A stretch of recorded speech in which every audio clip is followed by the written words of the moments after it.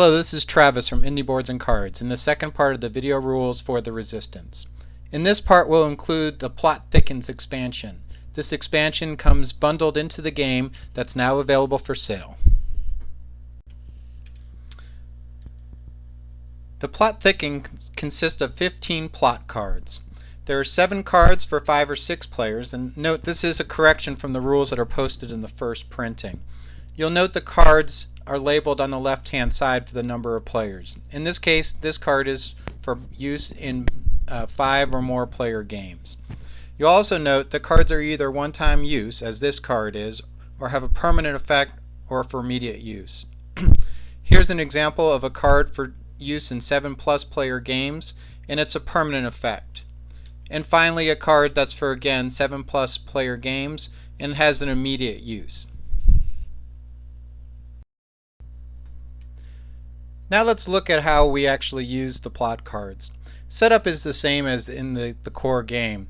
After the players know which role they have and the leader ensures that the spies know each other, the leader also draws a plot card.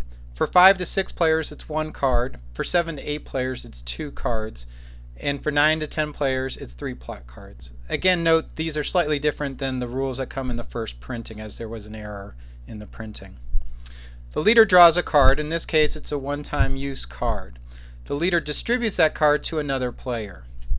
The player that receives that card will hold it until they decide to use it. So they're in control of that card. The leader doesn't keep any of the cards. They distribute all the cards to another player. They can't keep any for themselves. So let's advance the game. We've just completed a mission successfully for the Resistance. You'll note the blue marker has changed and the leader has changed. After every mission or round, plot cards are redistributed or redrawn. So in this case, again, the leader takes a card and will distribute that card. This is a permanent effect card, so the player that receives that card keeps the card for the rest of the game and has to go by the effect that's on the card. Again, let's advance the game. In this case, a mission fails, noted by the red marker on the tableau. And we've also, during the course of that round, the player used their one-time use card, so they no longer have that card. It goes back into the bottom of the pile. We have the third round, the new leader, and that leader again draws a card and distributes the card. In this case it's a use immediate card. You can see the little star symbol there. So the player that gets this card must use it immediately. And this card actually allows you to take or forces you to take one of the other plot cards that's in play. So we'll see here that the player will discard the use immediate card and they'll take a plot card from another player.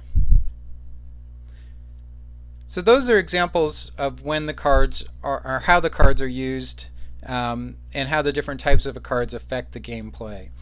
So at the beginning of the game and after each mission, whether that mission is successful or not, plot cards are drawn and distributed by the leader. And the key point is the leader doesn't keep the plot cards and use them themselves. The leader actually distributes the plot cards. So let's quickly go over the cards that are in play for the games. And I'll split this up between the 5 and 6 player game and the 7+ player game because there's different cards that enter play. All the cards are in play for 7+ players, but not all of them are in play for games with just 5 or 6 players. So with 5 or 6 players, the first card is Take Responsibility.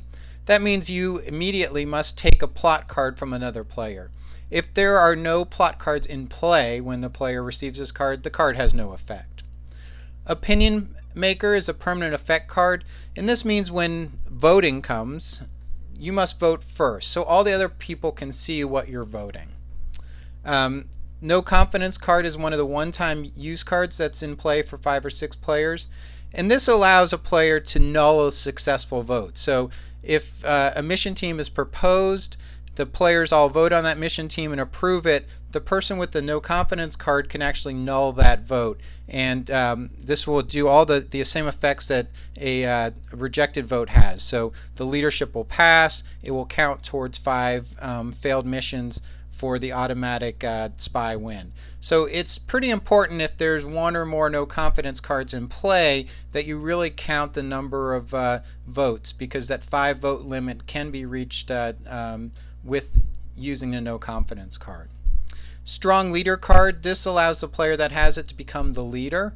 They must declare that they're going to use that before the leader does any leadership action. So usually you would say, I'm going to use this card before the leadership passes. But if the leader draws plot cards, if appropriate, or assigns the team cards, you cannot, after that has happened, you can't use strong leader to take leadership from that person. The final card we'll describe for 5 or 6 players is keeping a close eye on you. Again, this is a one-time use card. And what this allows you to do is, after players have selected their cards, their mission cards, but before they've shuffled them, you can look at one other player's mission card. So this will allow you to see if that player has played a mission success or a mission fail card.